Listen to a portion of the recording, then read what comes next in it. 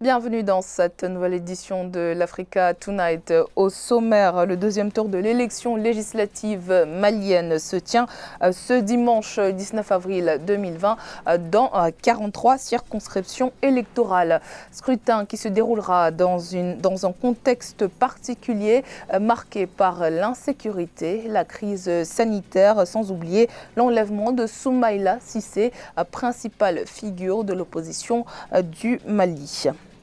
Le Centre de contrôle et de prévention des maladies de l'Union africaine prévoit de distribuer à partir de lundi 20 avril 1 million de tests pour dépister le Covid-19. Selon le directeur du CDC, le docteur John Kengasson, il y a un fossé important sur le continent en ce qui concerne les tests, d'où la nécessité d'agir.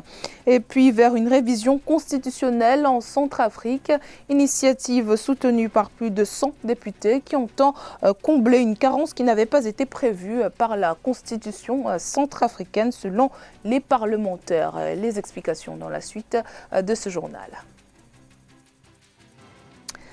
Mais tout d'abord, au Sénégal, le président Macky Sall a annoncé dans une interview ce vendredi 17 avril que le couvre-feu actuellement en vigueur dans le cadre de la lutte contre la propagation du Covid-19 allait sans doute être élargi, mais que pour l'instant, il n'y aurait pas de confinement général. Les horaires du couvre-feu seront notamment réajustés allant de 18h à 7h GMT, abordant le cas d'Hissène-Habré. L'ex-président tchadien condamné à la prison à perpétuité pour crime contre l'humanité, peine qu'il purge au Sénégal.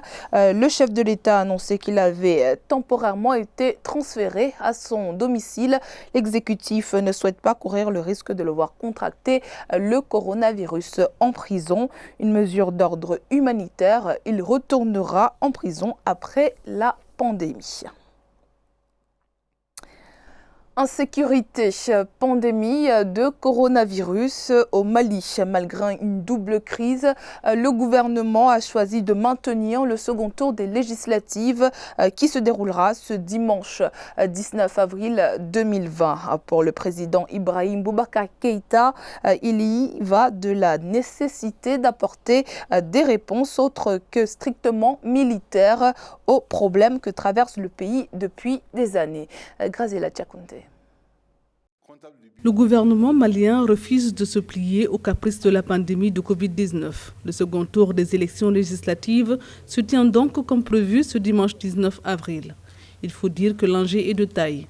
Renouveler un parlement dont le mandat a expiré en 2018 et faire enfin progresser l'application de l'accord de paix d'Alger. Le président de la République a décidé à maintenir le deuxième tour des élections législatives, principalement pour deux raisons. La première raison, c'est au nom donc du respect d'une résolution du dialogue national inclusif qui a eu lieu l'année dernière. Deuxième raison, au nom donc du respect de la légalité constitutionnelle pour renouveler le mandat des députés. 7 millions d'électeurs sont donc convoqués aux urnes. S'y rendront-ils ? La question se pose puisque lors du premier tour, le 29 mars, la peur du virus avait freiné de nombreux citoyens.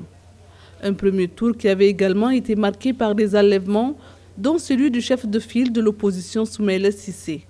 Des vols et des destructions d'urnes, 1 millier de bureaux de vote n'avaient d'ailleurs pas ouvert. Et on a vu des candidats qui ont été déclarés positifs au coronavirus et qui ont eu à serrer combien de mains et qui a contaminé combien d'électeurs potentiels. Et ces mêmes électeurs potentiels sont invités à voter encore le dimanche. Donc, je pense que tous ces éléments interpellent chaque citoyen. Certes, le gouvernement a décidé de maintenir les élections législatives pour faire le choix entre son droit de vote constitutionnel, mais aussi son droit à la santé. Si ma santé prime sur mon droit de vote, je pense qu'il serait mieux de s'abstenir, de rester à la maison et de ne pas participer à une augmentation du nombre de cas. Notons que sur les 147 sièges que compte l'Assemblée nationale, 22 ont été pourvus au premier tour.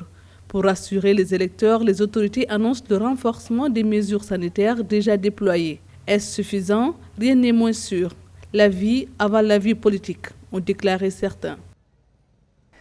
Alors que la pandémie de Covid-19 progresse sur le continent, l'Union africaine a annoncé la distribution d'1 million de tests.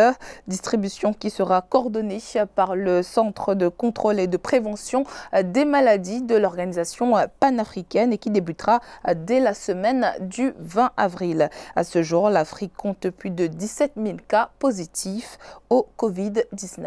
Fanny Monichi.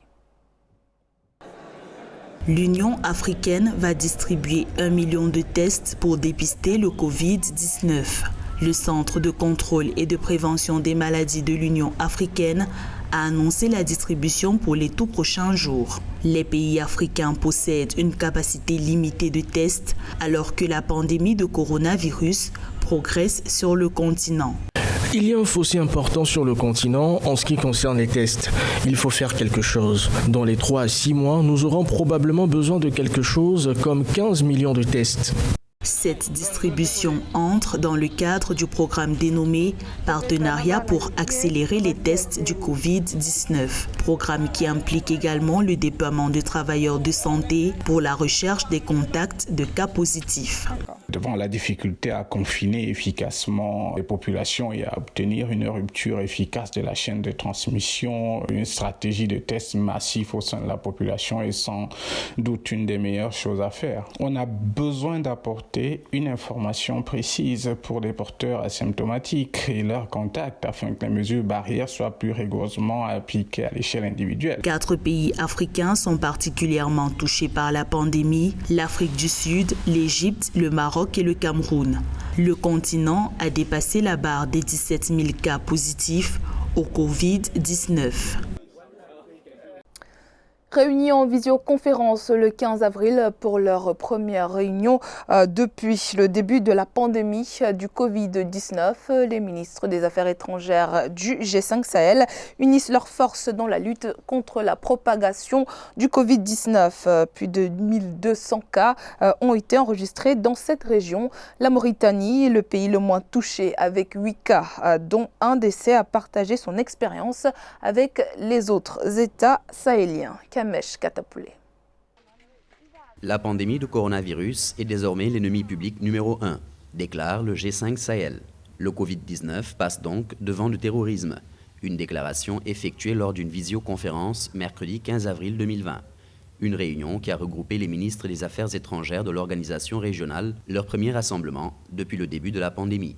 Notre principale préoccupation reste l'achat du matériel, l'équipement des hôpitaux, l'équipement d'unités spéciales pour éventuellement faire face aux cas médicaux. Lors de cette réunion, les protagonistes ont également dressé un bilan de la situation sécuritaire de la région. Une situation devenue particulièrement instable ces derniers jours avec une recrudescence d'attaques terroristes, notamment au Burkina Faso et au Mali. Les ministres du G5 Sahel ont donc lancé un appel à leurs partenaires pour plus d'engagement financier dans la lutte contre le terrorisme. L'ensemble des actions sont focalisées sur cette crise sanitaire. Mais disons que les États au même moment ne perdent pas de vue et n'ont pas reculé d'un seul iota par rapport à la lutte contre le terrorisme qui demeure avant tout une crise qui est assez aiguë et qui risque de déstabiliser les États dans leur ensemble. Et donc, dans la stratégie, je crois que les États sont dans une certaine constance. Peut-être ce qui peut changer, c'est peut-être la mobilisation des ressources. La prochaine réunion du G5 Sahel doit se tenir le 24 avril 2020 en présence des représentants français des affaires étrangères et de la défense. Dans l'actualité également, le Premier ministre du Lesotho, Thomas Thabane, a annoncé ce samedi 18 avril le déploiement de l'armée dans le royaume pour y rétablir la paix et l'ordre. Selon des témoins, des soldats armés et équipés de casques et de gilets pare-balles patrouillent depuis ce samedi matin dans les rues de la capitale Maseru. Le Lesotho traverse une sérieuse crise politique depuis la mise en cause il y a plusieurs mois du Premier ministre, 80 ans, dans l'assassinat le 14 juin 2017 de son ancienne épouse de l'époque, Lipolelo Thabane, avec laquelle il était alors en instance de divorce. À la tête du petit royaume depuis plus de 2 ans, Thomas Thabane devait devrait être bientôt formellement inculpé pour sa participation à cette affaire privée du soutien de son parti, la convention de tous les Basotho. Depuis que l'affaire a éclaté sur la place publique, il avait annoncé au mois de février sa démission d'ici à la fin juillet 2020.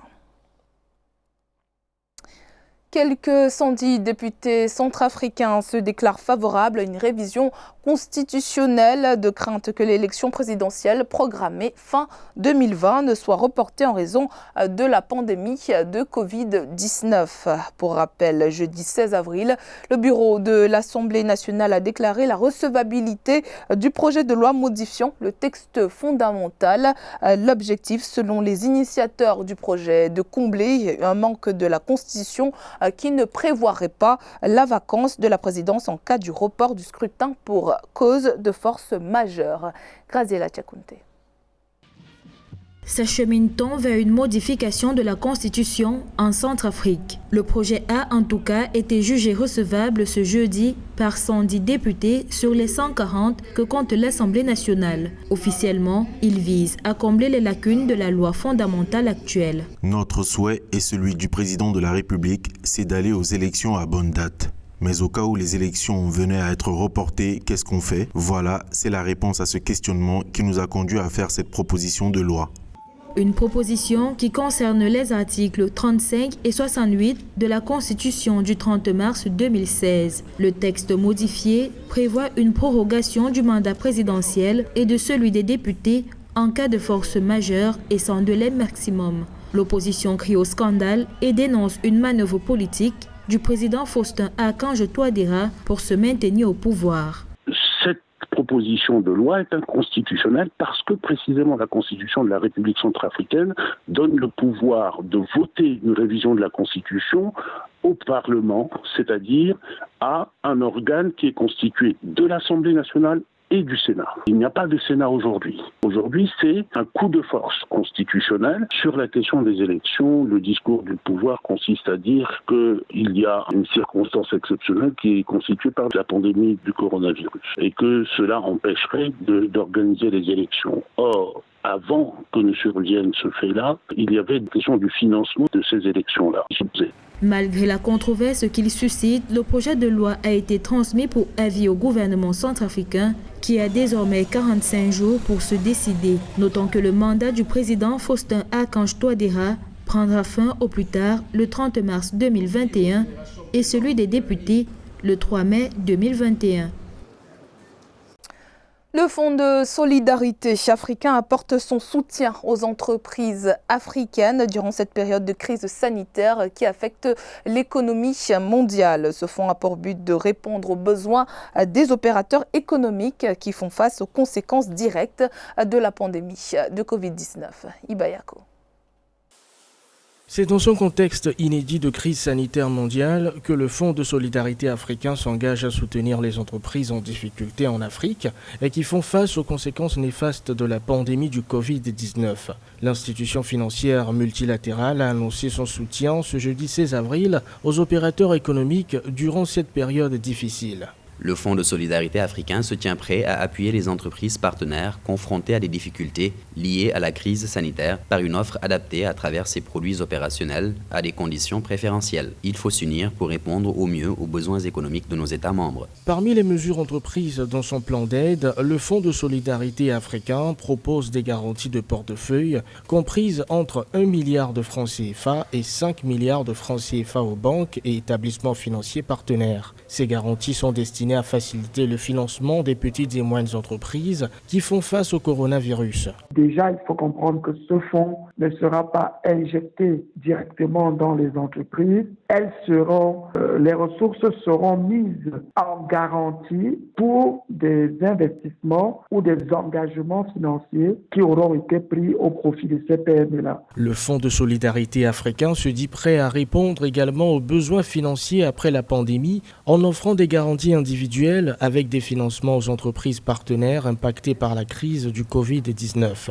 Le Fonds de solidarité africain a également contribué au financement de la communauté scientifique africaine, un engagement solidaire envers la population du continent et les entités touchées. C'était le journal de la rédaction. Merci de votre fidélité. Dans un instant, une nouvelle édition de l'actualité sur Africa 24.